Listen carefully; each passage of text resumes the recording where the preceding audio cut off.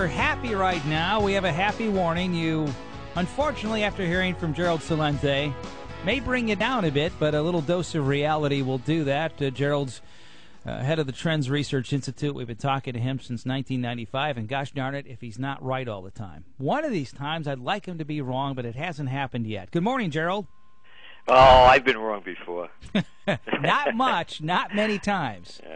Thanks a lot. But Gerald, is one of the things that I know that you're following in the Trends research in your journal is the financial news that's coming out these days. I just saw an article in the Wall Street Journal that some big international banks were changing the coding on some of the monies going to Iran, that they were funding in some terrorist organizations or charities tied to terrorism, and they got a slap on the wrist, $200-300. They're like, oops, we made a mistake. There's also now another investigation whether some of these companies are stuffing their accounting to raise the actual value of the stock market.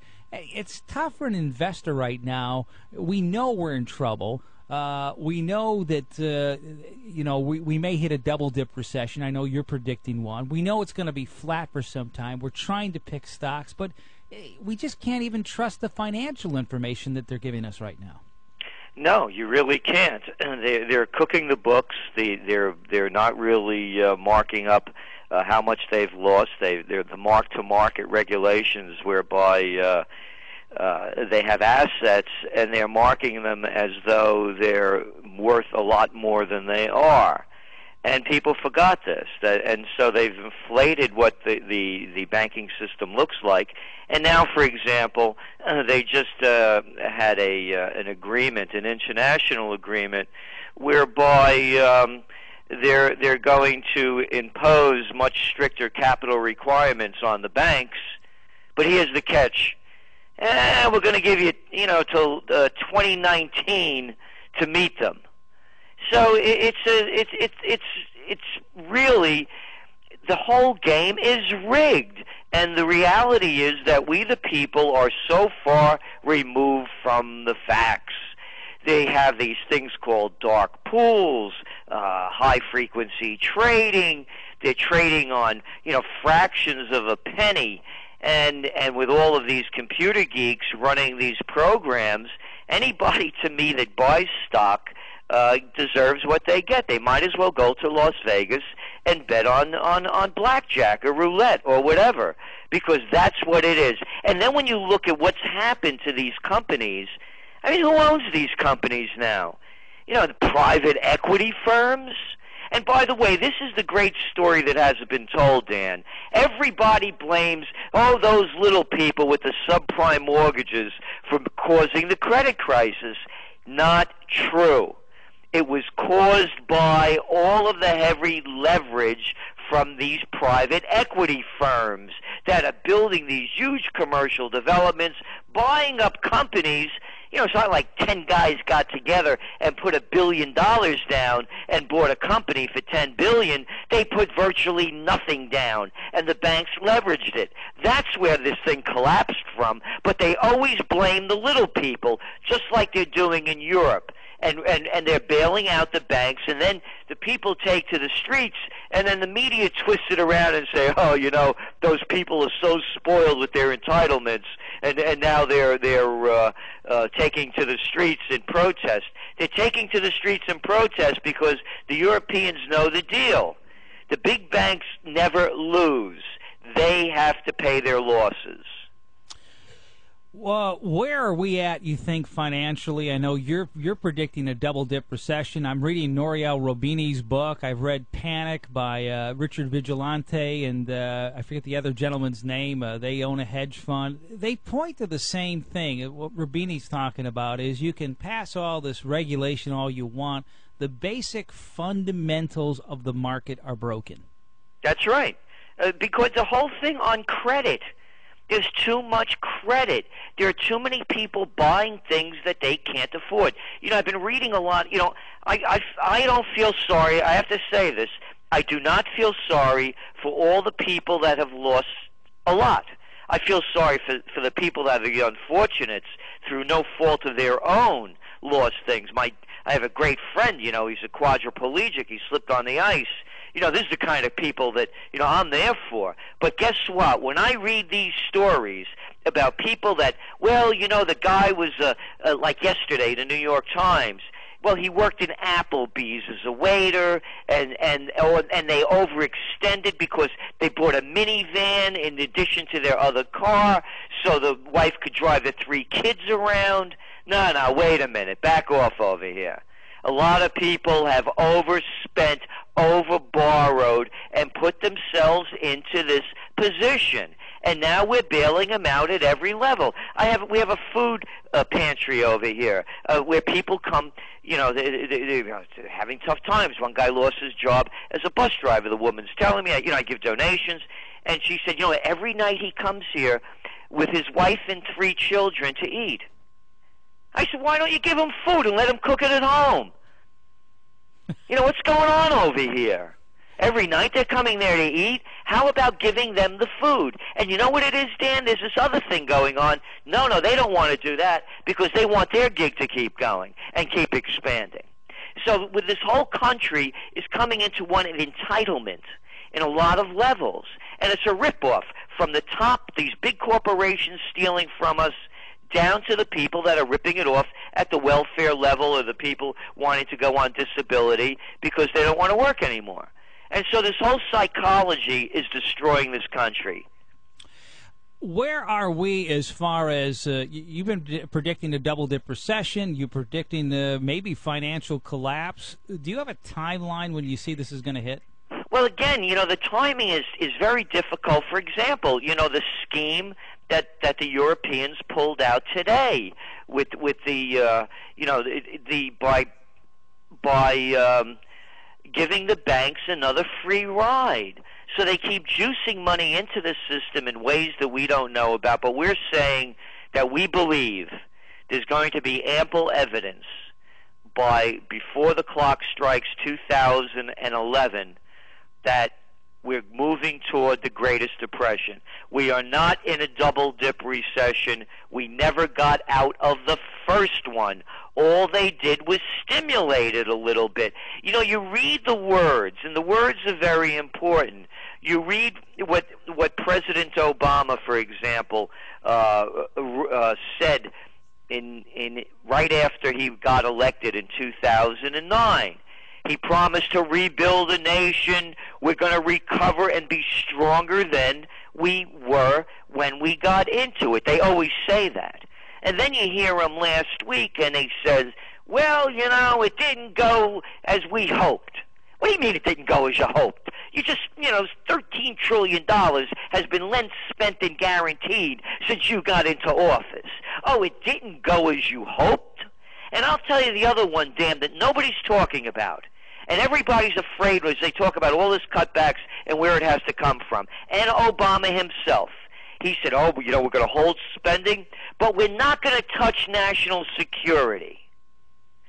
We're draining our country's treasury by fighting these ongoing losing wars. Stop the wars.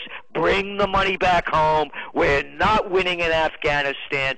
Military combat action has stopped in Iraq. Oh, yeah? Hey, how about those 2 dead guys that I just read about the other day? 2 dead Americans. There's no combat hasn't stopped. They're draining the treasury, and no one on the national scale will talk about, other than Ron Paul, stop the wars. Stop the wars, close these military bases, and rebuild America. If we do that, then we don't go into the Greatest Depression. But the way it's going now, Dan, they're robbing us at every end. I mean, very interesting. I forget the gentleman's name. They call him the father of Reaganomics. What he said, I found this very interesting. Gerald, I forget the gentleman's name. I have it at home on my desk. I think it was Ronald Steichman. They call him the father of Reaganomics. But he had a proposal. Now, there's a guy who is, part of maybe you might call it the laissez-faire group, Reaganomics, supply-side economics. His proposal was to help turn the economy around, is to put a tax on corporations where the value of their product is made. He felt that if our companies, our corporations, were producing, adding the value overseas, he says we need to tax them heavy. We need to bring this manufacturing back home. And I thought, for a father of Reaganomics, that almost sounds like a progressive idea, but you've said it. I've not heard one candidate said how they are going to stimulate manufacturing and middle-class jobs in America.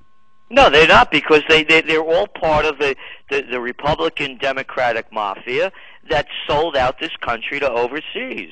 Oh, by the way, Paul Craig Roberts, who was an assistant Treasury secretary under Reagan, is also now writing for the Trends Journal, and he is exactly of the mind of what you're saying, is that nothing changes until we start bringing manufacturing back to the United States. And it can be done. But they're not going to do it. This isn't free market. Isn't it something? All my life I grew up learning how to hate those red Chinese. Remember that one? Remember the red terror? And all of a sudden, we still hate Cuba, but we're doing business with this totalitarian government, and we're giving them all our money. I mean, doesn't anybody see what's happening in front of our eyes? They're selling us out for the bottom line, and that's what this country's become. Oh, by the way, here's a Gerald Celente solution on how to balance the taxes and balance the budget in this country. We just saw this thing with the mosque and this other lunatic down in this nobody that the media made somebody, this guy Jones, that wanted to burn the Koran. Tax all the religions. Tax all the religions. Render unto Caesar what is Caesar's, said Jesus Christ. Let them all pay taxes. There is no separation of church and state now. The churches are getting a better deal. There are more different churches out there than auto dealerships in the United States. Everybody's making one up. And the other one, these non-profit organizations. That's another sham. Let everybody pay their taxes. If you give to a charitable organization, okay, let the individuals get a tax break, but let them all pay taxes. They use the water, they use the services, they use Homeland Security, they use defense, they use everything. Tax them. Tax them, and we'll see this thing turn around. And the religions out there aren't doing such a great job. They should be getting this free ride, particularly when you got a lunatic like this other guy. And that's an important story, by the way, Dan, the one in Florida with this guy Jones. The media made this guy. This would be a guy like in, 80 miles from Peoria over there that has 25 friends that wants to burn books. If the media didn't cover it, nobody would know about it. The media is inflaming hatred in this country. The same people, the same media that inflamed the hatred with the Iraq War, with Afghanistan, are now turning people against each other. This is something I wrote about in 1993, Crusades 2000, and they're pushing it forward. We need a quick answer, maybe 60 seconds or so. No one seems to be satisfied with the political offerings coming up. You see the Tea Party on the rise, but that's kind of more of a general third party with the possible collapse of the economy, the government being ineffective. As pessimistic as it is, I see kind of an awakening. I see kind of a positive thing coming out of all of this. Oh, absolutely. We could have a rejuvenation of America. The old corrupt ways are showing themselves. They're so transparent they can't be hidden anymore. We can have a viable third party, so a party that's really for the people, not for the special interests. I get a kick out of these politicians. They get campaign contributions. Yeah, how about bribes and payoffs? So we can have, and again, we don't need to build anything new in this country. Rejuvenate what we have. The quality of the past in the building and the structures is a lot better than the junk they're putting up now. This country has all we need to keep moving forward if we put our resources into doing it rather than shipping them overseas and giving all the bigs the breaks. All right, Gerald Celente, Trends Research Institute. If folks want to find out more about the Trends Journal, what do they do? TrendsJournal.com, TrendsJournal.com. And Dan, we know people are having a difficult time out there. There's a discount request form. Fill it out. We make the Trends Journal available to anyone that